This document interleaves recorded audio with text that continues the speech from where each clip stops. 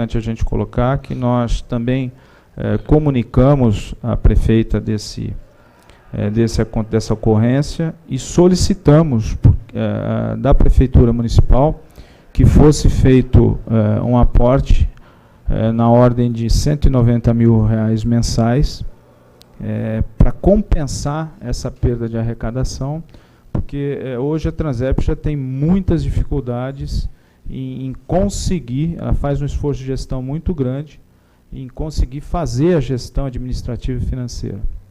E por conta desse esforço muito grande, dessa grande responsabilidade, eu acho que não tem ninguém dentro dessa sala que ouviu falar que a Transep deve alguma coisa para alguém desde 2009. Quer dizer, nós não temos dívida nenhuma, nem com fornecedor, nem com fisco, com nada.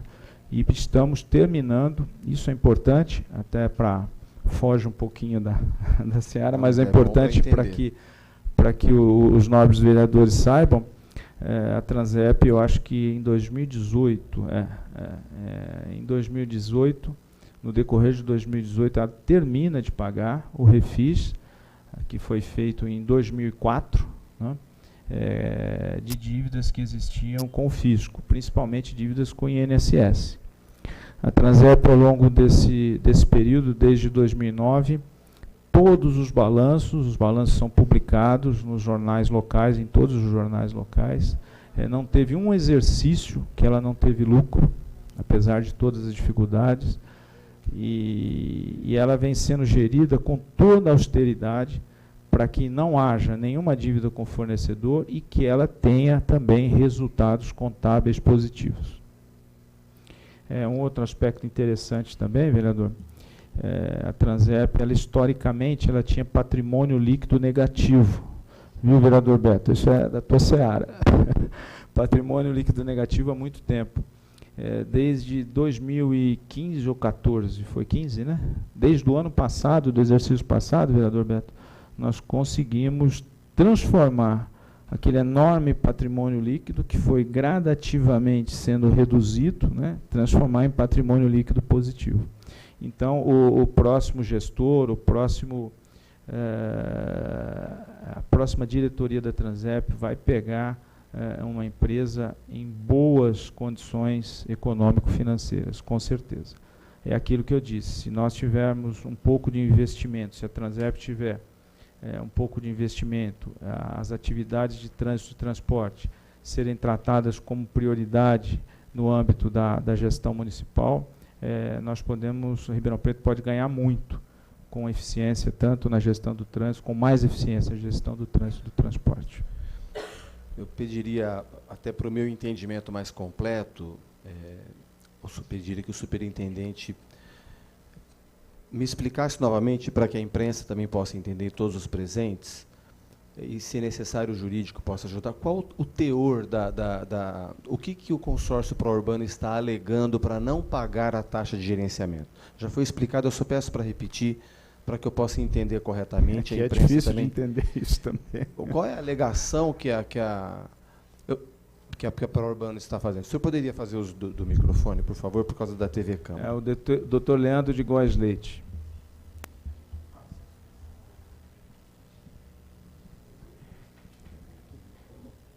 O argumento principal suscitado pelo consórcio pró-urbano é que a tarifa de gerenciamento e operação do sistema de transporte possui a mesma base de cálculo do ISS. Esse é o principal argumento. 2 e 2. 2%, respectivamente. ISS que é pago pelo serviço é 2%. Isso, exatamente. 2%. E eles pagam o mesmo serviço para a mesma taxa, como taxa de gerenciamento. Isso. Exatamente. A Transerp, bitributação, o artigo 145 da Constituição Federal prescreve a proibição da bitributação. Esse é o argumento. Claro que a Transerp, ao incursionar pelo mérito, está questionando isso, mesmo porque há documentos robustos que evidenciam que não há essa identidade. Vamos voltar esse aqui. Porque a questão, se é previsto em contrato que ela vai pagar essa taxa de gerenciamento, e se ela disputou uma licitação sabendo dessa cláusula contratual, Isso é um dos argumentos que nós teríamos para derrubar esse pleito deles em tribunal? Pesquisando a jurisprudência do Tribunal de Justiça, esse é um dos argumentos que fazem cair por terra esse argumento suscitado pelo consórcio pró-urbano. Havendo previsão contratual, vamos dizer assim, há um robusto argumento para derruir essa alegação do consórcio. Agradeço o esclarecimento. Eu também quero entender se não trata-se de mais uma manobra protelatória do consórcio para deixar de pagar uma taxa de gerenciamento prevista em contrato. Né? Eu agradeço o esclarecimento. Dr. Latuf, uma das revelações da CPI é que a Transerp era inadimplente na questão da fiscalização, da auditoria, da contabilidade das empresas, o que era previsto em contrato. Como está isso hoje? Primeiro, vereador Papa, é importante esclarecer que essa auditoria ela não é feita diariamente ou mensalmente, ela é feita oportunamente. Né? Então, àquela época se entendeu que a Transerp era inadimplente, mas ela não estava inadimplente. Agora, isso foi uma provocação que eu acredito que foi muito boa, e nós fizemos até constar isso no TAC, né? E a Transerp, ela concluiu pela necessidade de se agilizar, né, essa cobrança ao consórcio pró-urbano. E nós íamos cobrar o quê? Primeiro nós tínhamos que definir o que deveria ser cobrado. Então, nós contratamos a Fundace, né, a Fundace que tem uma capacitação muito grande nesse assunto. A Fundace fez um diagnóstico de como estavam sendo apresentadas as demonstrações contábeis das empresas que compõem o consórcio, ou como que essas empresas procediam a essa contabilidade, né? E a partir desse diagnóstico foram apresentadas algumas sugestões para aprimoramento, né? Isso foi repassado para o consórcio pela Transerp. Todo esse trabalho realizado pela Fundace foi repassado para o consórcio, dando um prazo para que fosse feita aquelas adequações, né? Nesse prazo, que chegou a ser, acho que, prorrogado por conta da complexidade do pedido, após, quantos dias foram, Zé Mara? Acho que foram uns 3 meses. O consórcio nos apresentou, né, outras demonstrações contábeis adequadas àquilo que foi pedido, e nós encaminhamos esse segundo trabalho também para a professora Mauri da Fundace. A professora Mauri foi o profissional que comandou esse trabalho pela Fundace, né?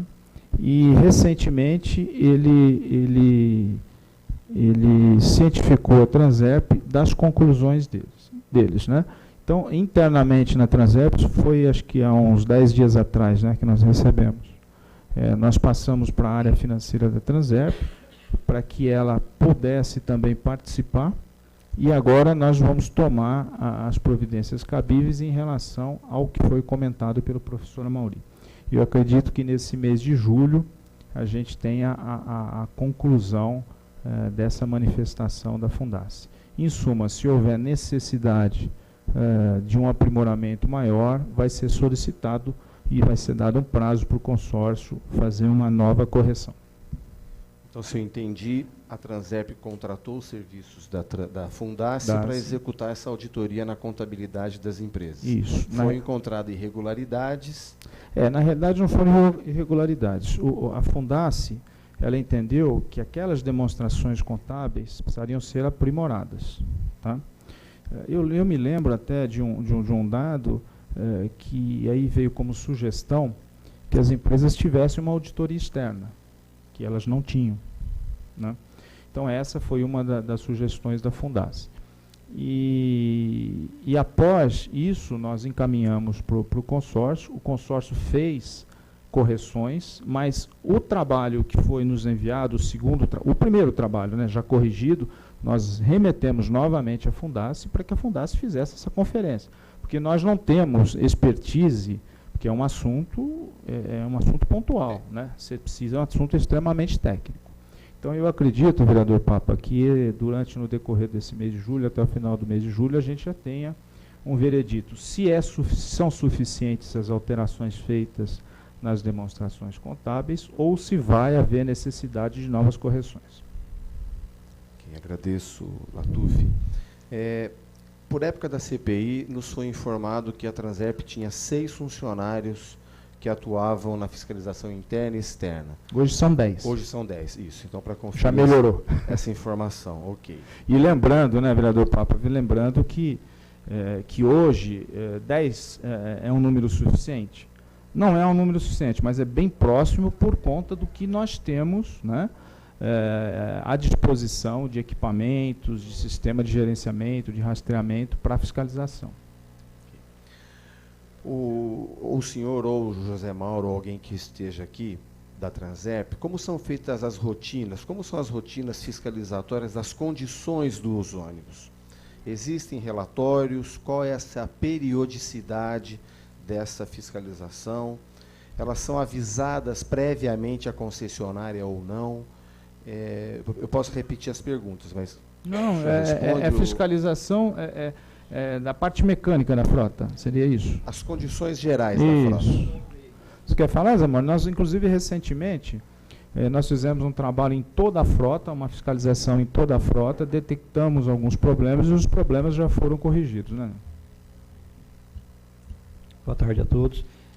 Hoje nós temos uma pessoa da Transerp que ela faz como forma rotineira nas garagens, então não é avisada, ela não é eventual, ela é rotineira todos os dias. Então, cada dia esse profissional está em uma das empresas. Então, como a empresa hoje ela faz a revisão de veículos, aquele veículo que está na garagem, como se revisar, ele já passa por vistoria nossa. Todos os itens, parte mecânica, estufamento, enfim, tudo aquilo que é necessário é verificado em loco pelo próprio profissional da Transerp. E quando se corrigido no momento, já é corrigido. E é um trabalho que vem dando resultado. Temos cada vistoria, temos um relatório que é gerado por esse profissional. Quando há alguma coisa para ser corrigida, é encaminhado ao consórcio. Se não houver, ele é arquivado. No início de 2016, José Mauro, você respondeu para mim um pedido de informação desse teor, e você informa que 13 veículos tinham um pneu em mau estado de conservação, um pneu careca. Existe alguma punição quando é feita essa detecção, haja vista que existe risco para a integridade física? Nesse caso, nós demos um prazo e foi corrigido imediatamente. Então, quando foi constatado, já se corrigiu imediatamente. Até o contrato não prevê nenhuma punição quando tiver... Nesse caso não, porque se corrigiu já imediatamente. Como que é feita a vistoria? Isso é bom, eu acho que é oportuna a pergunta, porque às vezes a pessoa fala assim, o pneu do veículo está careca. Como que se observa isso? Existe uma norma do Denatran que especifica. Tem um aparelho chamado profundímetro que o profissional nosso utiliza hoje. Então, às vezes, a pessoa fala, o pneu está careca, mas não é assim. Existem critérios para que possa ser feito. A Transerp utiliza hoje esse aparelho e faz vamos dizer, a vistoria dos pneus dessa forma. Ou seja, se você detectou 13 veículos nessas condições, você obedeceu aos parâmetros técnicos dessa norma. Sim, com certeza. E é evidente que essa norma preconiza isso por força de que ela está prezando pela segurança do passageiro. Com certeza. A pergunta, eu quero chegar num ponto que a gente possa evoluir para o seguinte: a concessionária corrigiu, mediante a fiscalização. Sim, imediatamente. Mas antes disso ela expôs os passageiros a risco. Se não eu haveria no contrato algo que pudéssemos punir a empresa ao detectar uma falha dessa. Eu não diria isso, até porque numa Ford 357 veículos, nós tínhamos 7, numa condição, não uma condição que pudesse levar a um acidente. Então, nós não analisamos dessa forma. Tanto é que se corrigiu imediatamente. E não houve nenhum risco àqueles usuários que eventualmente utilizaram esse veículo. Okay. Pois não. Viu, vereador? É importante a gente dizer que essa tem que ser uma constatação que não pode ser empírica, não pode ser uma constatação visual. Eu acho que aquele pneu está assim ou está assado, né? Então você tem que ter uma capacitação e tem que ter um instrumento para realmente comprovar que aquele pneu não está em condição de uso, né? Então nós procuramos aprimorar sempre isso até porque a gente pode fazer uma cobrança indevida, né, por uma correção, e isso não é correto. Então, tudo que a gente está procurando fazer, atuar em relação aos avanços, a gente está procurando seguir normas técnicas. Gostaria de solicitar os documentos mencionados da auditoria da Fundace na contabilidade das empresas, bem como a nova solicitação que a Transerp fez para a Fundace averiguar essas sugestões que foram feitas. Tudo bem, vereador Beto? Tudo bem? Vocês poderiam providenciar, então. A gente já vai providenciando, seria importante que seja feito por escrito, entendeu? Pode ser? Não, claro, Atrás de ofício, a comissão tá? pode oficiar. O contrato, o termo, o processo que estava eu tinha separado aqui, acho que voltou para cá, não? Está aqui. É só para já ir compondo os autos da CPI. Obrigado, Renato. Esse eu expedi em relação à suspensão do pagamento, é isso? Tá. Mas esse expediente é interno da... Esse é nosso. então esse. tá, ok. Então eu pediria a cópia desse expediente também. Perfeito, tá. Vamos fazer por escrito a solicitação desse expediente. É o expediente número 010/2016. Ok. E assim, não veio o número do processo. Está aqui. Está aqui, está tudo aqui dentro. Se quiser pegar já o nome do processo, fica à vontade. Viu? Não, é só porque dentro do expediente consta o número do processo, vindo a cópia, soluciona. Com relação à questão da bilhetagem, que era uma questão que ficou no âmbito da CPI, careceu de a gente avançar um pouco como a cidade, como a Transerp está tratando isso. Os recursos da bilhetagem, eles são auferidos pela concessionária. Sim, ela vende os créditos e ela que faz a arrecadação. Como que a Transerp fiscaliza isso? Quer dizer, esse dinheiro da arrecadação, ele não passa pelo caixa da Transerp, que depois remunera a concessionária com a taxa de retorno. Não. Esse dinheiro passa pelo caixa da concessionária e vem para a Transerp. O que vem para a Transerp, que vinha, né? Eram os 2% da tarifa de gerenciamento. Agora, nós fazemos uma fiscalização intensiva no sistema de bilhetagem eletrônica. Inclusive, recentemente, contratamos uma auditoria, né? A auditoria está realizando os trabalhos. Poucas cidades brasileiras têm auditoria em bilhetagem eletrônica. E que eu acho, uma iniciativa muito boa, não só para o poder concedente, na qualidade de fiscalizador do serviço, como também para as empresas, porque as empresas contratam uma outra empresa para fazer a bilhetagem eletrônica, né? Então, eu acho que essa auditoria na bilhetagem eletrônica, que é um processo muito complexo, de uma complexidade muito grande, e, como eu já disse, poucas cidades brasileiras fazem, acho que não cabe numa mão as cidades que têm isso. E nós estamos aguardando a conclusão do relatório final, e, se for o caso, se houver alguma inconsistência, para nós cobrarmos o consórcio. Então, além da fiscalização que é feita, que já era feita e sempre foi feita em relação à bilhetagem eletrônica, nós temos também esse ingrediente da auditoria. Tem mais alguma coisa que você acha interessante? É isso? O sistema... o responsável por isso é o diretor de transporte aqui, o José Mauro de Araújo. O sistema, a Transerp, então ela contratou uma auditoria, ela contratou uma empresa para auditar o fluxo financeiro dessa bilhetagem. Toda a bilhetagem eletrônica. É isso. Isso, exatamente. E esse sistema dessa empresa contratada, ele é fiscalizado por algum funcionário da Transerp? A Transerp tem um técnico que acompanha essa auditoria. Sim, que foi contratada para fiscalizar o fluxo financeiro da bilhetagem. Exatamente. Quem que é o profissional? Na verdade, nós temos o acesso, o acesso direto à bilhetagem, ao sistema do consórcio, acesso direto, online. Se o senhor quiser saber, ontem, a linha X transportou quantos passageiros? Nós temos isso lá, que tipo de passageiro, quanto faturou. Isso a equipe da Transerp técnica, ela tem isso online lá, ela tem todos os dias. Fora isso, agora nós estamos fazendo auditoria, que é em cima dessas informações. Quer dizer, nós vamos ter uma certeza dos dados que nós observamos diariamente.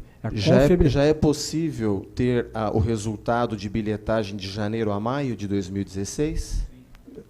O resultado. Sim, isso nós temos mensalmente, porque se fecha, inclusive a taxa de fiscalização era paga pelo consórcio em cima desse valor. Então isso é fechado mensalmente. Eu solicito, então, de janeiro a maio, o envio desses números, não da auditoria da bilhetagem, mas daquilo que o sistema apontou como faturamento de janeiro a maio. À disposição. Okay? Também por escrito, né, doutor? Alguém dos presentes? De maneira geral, vou aproveitar a pergunta do José Mauro, a presença do José Mauro, aliás, e mencionar aqui, também posso entregar, depois uma cópia fica aqui para... nós publicamos a vinda do superintendente à Comissão Especial de Estudos hoje nas mídias sociais. Sim. E tivemos alguns comentários que eu faço a pergunta de uma delas aqui, que encaminha por escrito. Ela se identifica, Sandra Bento, e gostaria de saber por que tiraram a linha Castelo Branco HC, a linha 336. Uma linha que existia desde 1978, saía do HC, passava pelo Monte Alegre, Vila Tibério, rodoviária, pontos de hospitais, como São Francisco, unidade de emergência do HC. Ela questiona, é pertinente? É bom que o Zé Mauro responda, vereador, porque inclusive ele participou na elaboração do projeto e o projeto já previa algumas alterações em linhas, né? Pois não. Na verdade, o projeto da concorrência pública, ele estipulou uma nova rede de transporte coletivo. Então, essas duas linhas eram linhas com intervalos de 40 minutos que faziam um atendimento muito localizado. No lugar delas, entraram as duas linhas circulares, operando com veículos padrão, com um intervalo em torno de 15 a 20 minutos. É evidente que trouxe um atendimento muito melhor à população da linha como um todo, inclusive interligando o próprio bairro Castelo Branco, além do HC, ao Novo Shopping, ao Ribeirão Shopping, ao Ipiranga, à Vila Virgínia. Então, a mudança trouxe uma melhoria para todos os usuários. E é uma das linhas hoje que tem a maior demanda da rede, são as duas linhas circulares. Okay. Eu só gostaria de reforçar a questão da auditoria na bilhetagem. Então, ainda não há um resultado dessa auditoria? Não há, porque... Há previsão? Não, eu não tenho essa previsão para dar, mas nós estamos cobrando da empresa contratada que ela faça um relatório conclusivo. Agora, como eu disse, a complexidade é grande, poucas empresas prestam esse tipo de serviço. Nós tivemos aí... fomos agraciados em quem ganhou a licitação, o certame licitatório já presta esse tipo de serviço, parece que em Guarulhos, né? Em Guarulhos, então já tem uma experiência, já tem uma expertise em relação ao assunto, e a gente tem que ter todo cuidado, vereador Papa, com isso. Por quê? Porque como é uma novidade, é uma inovação, né? Primeiro nós vamos ter que ler esse relatório conclusivo, né? Saber se existe alguma inconsistência, se não existe, e ouvir do consultor todo esse detalhamento técnico, conhecer esse detalhamento técnico. Então, após isso, após nós consolidarmos todas as informações, é aí que a gente vai fazer a divulgação. Bom, por último, eu convido os membros da Comissão Especial de Estudos para que possamos, então, fazer a inspeção do sistema, uma vistoria, presencialmente, né? A vistoria. Uma visita. Para que podemos, em loco, estar ali. Pois não, vereador Beto. Ao José Mauro. Ok, então eu convido, a gente pode definir uma data hoje mesmo, tem algum seria dia bom agendar especial? O dia que vocês agendarem. Nós vamos estar os recebendo lá com muito carinho, com muito prazer, porque para nós é muito importante. Às vezes são feitas algumas críticas, porque às vezes a pessoa que critica, ela não conhece, né, aquele assunto que está sendo criticado, né? Não estou dizendo que é esse assunto, de maneira geral, né? Então é importante que as pessoas que têm boa vontade, que querem conhecer, que querem somar, principalmente os vereadores que trabalham nesse assunto, né, vereador Papa, já há algum tempo, conhecerem toda a realidade, até para ter condições de formar uma opinião, firmar uma opinião, até para fazer um elogio ou uma crítica. Eu acho importantíssimo. Queria aproveitar a presença do Zé Mauro aqui, para não ter que fazer um requerimento, dar mais trabalho, né, Zé? Quem sabe a gente consegue elucidar aqui já. Duas questões. Semana passada eu tive numa inauguração de um posto de saúde lá no assentamento da Barra, Fazenda da Barra. E o pessoal está apresentando uma demanda para o governo com relação ao transporte no interior do assentamento. Eu sei que não está previsto no contrato de concessão esse serviço lá, mas não seria possível, mediante outros aditamentos que já foram feitos, tentar-se um aditamento nesse sentido? Porque hoje nós temos um universo de moradores lá bastante grande, né? De certa maneira, o assentamento da Barra hoje constitui um bairro rural, mas é um bairro que está muito mal servido de transporte. Nós temos ali o leve-trás só até o Ouro Branco, naquelas até o Pedra Branca. Até o Pedra Branca, desculpa, até o Pedra Branca. Agora, a gente que entra um pouco lá às vezes, a gente sabe a distância que tem do Pedra Branca até, até nos fundos lá, né? Então essa é a primeira pergunta, de que maneira a Transerp está pensando, ou se não está pensando nisso ainda, sugeriria que pensasse uma maneira da gente considerar a zona rural do município no sistema de transporte público também, e particularmente a Fazenda da Barra necessita disso, com a demanda que as pessoas colocaram lá, tanto para mim como para a prefeita que estava na cerimônia de inauguração do posto de saúde lá. E uma outra questão, que também a semana passada em visita lá no Parque dos Sabiás, o pessoal reivindica muito a questão, eu não sei se eu estou enganado ou se eles se enganaram na informação, parece que o ônibus do Higienópolis e o HC não circulam pelo Parque dos Sabiás, o Quintino Avelino e o Avelino Palma circulam. Teria alguma dificuldade de estender um pouquinho essas duas linhas até lá também? Vamos, em relação ao assentamento, nós estivemos lá, fizemos todo um estudo lá, de itinerário, mas aí nós caímos na questão aí do contrato não prevê o atendimento a uma área rural. Nesse caso do Parque dos Sabiás aí, existe o atendimento das linhas que vão para o centro da cidade. Essas duas linhas, Quintino HC e Higienópolis, são linhas muito longas. Então, se a gente começar a atender os bairros, todos os bairros ao longo do itinerário, dentro do bairro, ela vai ter uma extensão enorme. Então, isso vai trazer um prejuízo, na verdade, para o usuário, para os demais usuários. Então, existe um critério em atender com as linhas que vão para o centro. Para essas linhas diametrais que nós falamos, o atendimento precisa ser, se for o caso, através da integração. Nós também não temos nenhuma solução por enquanto para assentar aqui. Nós não conseguimos obrigar o consórcio. Se nós criarmos uma linha específica para esse atendimento, ela vai contrariar o contrato. O contrato é só na área urbana, né? E aquela é uma área rural. Então, com o transporte coletivo urbano, não dá para fazer esse atendimento. Tem que se criar uma outra solução, que pode ser um fretamento ou alguma coisa parecida. Com linha do transporte coletivo urbano, por conta do contrato, não dá para exigir isso do consórcio. Como? O estudo das linhas de horário, nós estivemos lá em algumas reuniões, inclusive, circulamos todo o trecho lá, mas aí nós caímos aí na questão de legalidade mesmo. Então, mas eu faço uma sugestão, William, no sentido assim, esse é um problema, não estou dizendo que é dessa administração ou da direção da Transerp e tal, é recorrente. A cidade de Ribeirão Preto esquece que tem zona rural, não é?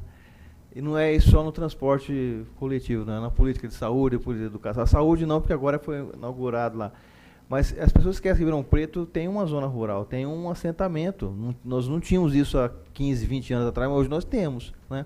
Então eu percebo assim, quando vem a peça do plano diretor, não se considera a zona rural, vem a LDO, não se considera a zona rural. Todas as peças orçamentárias, de planejamento, orçamentário do município, desconsidera a zona rural. Então nós temos que pensar a cidade como um território único, né? Então, se não está previsto, eu já até antecipei pessoal, olha, não pode se exigir do consórcio porque não está previsto no contrato. Eu não sei, talvez num novo auditivo que se pense nisso futuramente. Agora, até lá, o governo federal, não sei esse governo atual, mas sempre teve muito recurso, inclusive para a aquisição de ônibus e tal. Então eu acho que seria interessante a Transerp não esquecer dos ribeirão-pretanos que moram na zona rural. talvez um fretamento, um ônibus que seja conduzido por uma cooperativa, alguma coisa. Acho que a Transerp sempre foi inovadora, e o próprio Leve Trás é uma criação nossa. Lá em 2001, né, Beto? 2001, né? Que o William sabe muito bem, Zé Mauro, que foi uma coisa reconhecida e copiada em várias cidades do Brasil.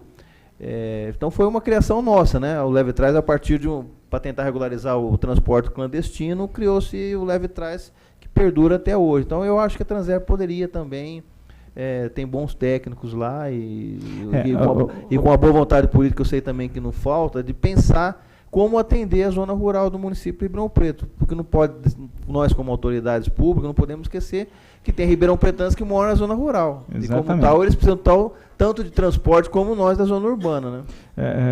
Vereador Beto, é importante a gente lembrar que, ou reiterar, primeiro, nós tratamos o assunto, a solicitação, ela é muito justa. Então, nós partimos dessa premissa. Por conta disso, nós dedicamos praticamente um mês de trabalho, né? Nós conversamos, a Transerp fez várias reuniões com aquela comunidade, né? Definimos, inclusive, um itinerário lá dentro, né? Olha só, um itinerário lá dentro com horários, definimos a frequência dos ônibus, e qual que era passou a ser a nossa ideia a partir do momento que não houve um acordo, né? Porque isso teria que ser feito um acordo, não dá para você exigir no âmbito do contrato, você tem que fazer um acordo com o operador. Então, como não houve acordo com o operador, qual a solução que nós encontramos? De trazer essas pessoas com um veículo internamente até o ponto de ônibus mais próximo. Ali, essas pessoas fariam o transbordo para o transporte coletivo urbano. Por isso que, à época, nós pensamos em um fretamento. Um fretamento que teria que ser custeado por alguém, né? Pelo poder público.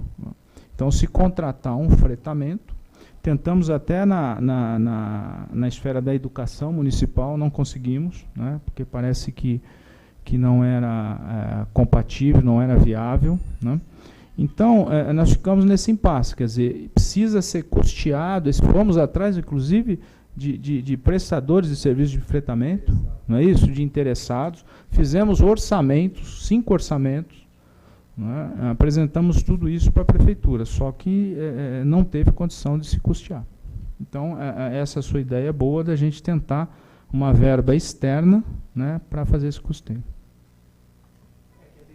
A compra do ônibus, mas não, talvez a manutenção. Eu não sei se dessas 5 orçamentos foi abordada a própria Coopertap, né?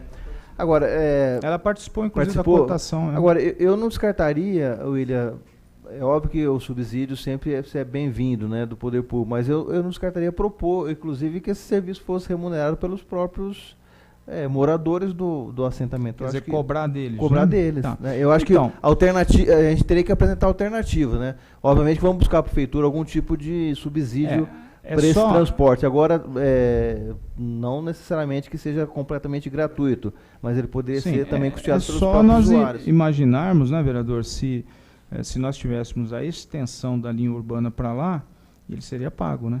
Ele seria pago, ele não seria subsidiado.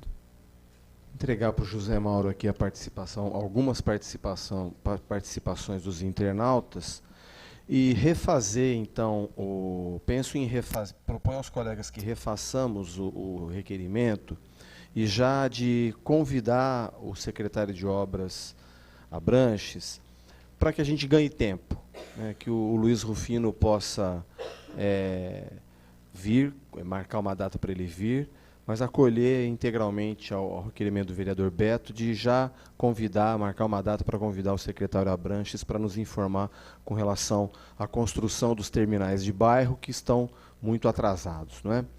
Eu pergunto se algum dos presentes gostaria de dirigir algum questionamento. O vereador me permite, antes Sim. de lembrar que amanhã nós vamos inaugurar a estação de bairro, o terminal lá no bairro São José, né? Nós vamos às 9h30, né? Aproveitar a oportunidade, convidar o vereador Beto, o vereador Papa, todos os presentes, que é mais um terminal que nós estamos aí disponibilizando para a população. Desculpe. Não, agradeço o convite e justifico a ausência do vereador Ricardo Silva, que é relator dessa Comissão Especial de Estudos, porque, ao mesmo tempo, preside a CPI da Saúde. É isso, então declaro encerrada a presente sessão, agradecendo a presença de todos.